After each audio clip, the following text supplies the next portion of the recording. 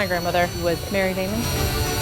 For both of us to be on the wall, it's definitely an honor. If I could be half the woman that she was, I'd be happy with that because she was pretty remarkable and incredible. So for our pictures to be side by side and to show that is pretty humbling.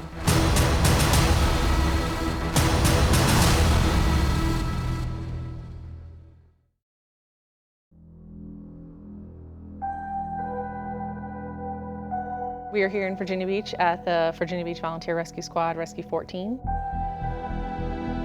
Here, because this is where I got my start for volunteering, this building was dedicated to the spirit of volunteerism in the city of Virginia Beach being the largest volunteer rescue squad organization in the country. It speaks to who people are here and why people give back to the community day in and day out.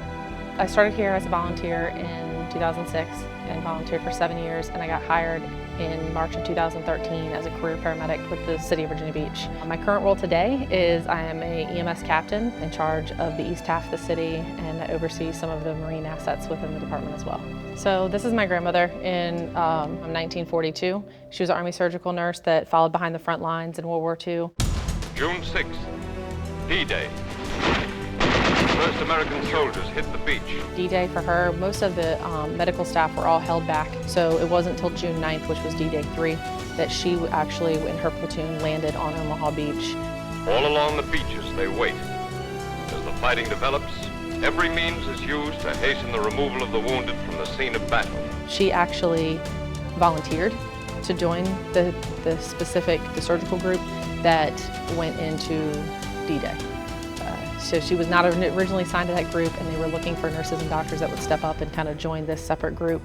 And she did, and they gave her every ultimatum saying, hey, we don't know if you're going to survive, we don't know if you're going to make it out of there, and she still stepped up to the challenge. She was a very active woman up until she passed away at 93 years old. She still lived on her own, she still drove, and she still had as much gumption and moxie as she did when she was much younger. So her legacy to me is to, never give up, never stop, never slow down, and never grow old. My story starts here because my grandmother was a huge part of my life growing up. She passed away in 2007. Sadly enough, I was actually on duty the day that she passed away, and I responded to her cardiac arrest while on the ambulance. That was one of those days. I was young. I was 19 at the time, and I had only been in EMS for just over a year, and I didn't really know if I was going to continue in this field. I didn't know if I could after that, but it took some really good mentors and really good people that had my back and kind of pushed me to keep doing this field and doing what I do. The service was pretty much something that was born and bred into me, and something that was not going to be negotiable for me as I grew older.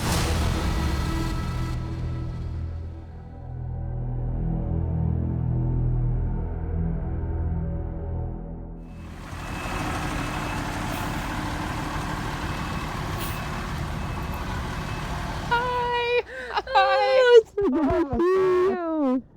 good to see you guys. Hi.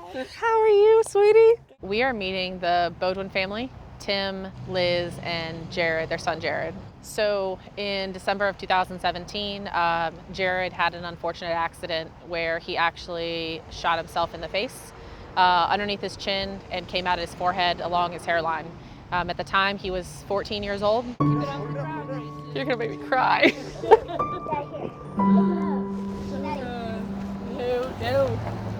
No tears. No tears. Quite a difference, isn't it? Yep. Daddy, It is. Yeah. It is.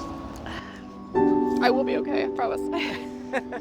At the time, I was the second person on scene behind the fire engine, actually here, engine 16. We were carrying Jared out.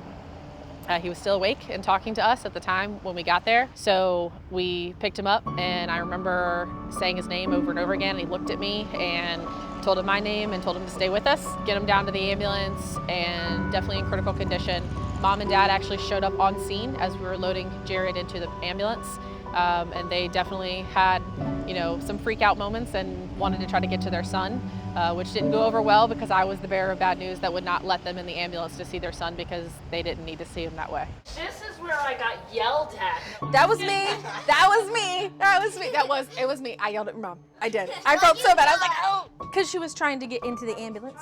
She came in, she was in charge of the EMS team that came through, and at the house, he responded to her. She yelled his name, he answered. But it turned out just fine. Yep. She made the decision to go to the right place. She stayed in the emergency room and fought for him when the doctors were saying, I think this kid is gone. She stayed there beyond her job and said, this kid's responding, this kid's still here. You guys save this kid, fight for him. She saved our son's life. That's what she did. Yeah, it worked out perfect. The doctors had told the Beaudoin family at the time that the decisions that apparently I had made on scene was what saved his life. She's remarkable. She goes out of her way, on and off the job, to help our family, help other families. She's just an amazing person. 3D CT scan. Wow. So that's his skull now. That's now. Yeah. This is all the nuts and bolts holding Wow. his skull together.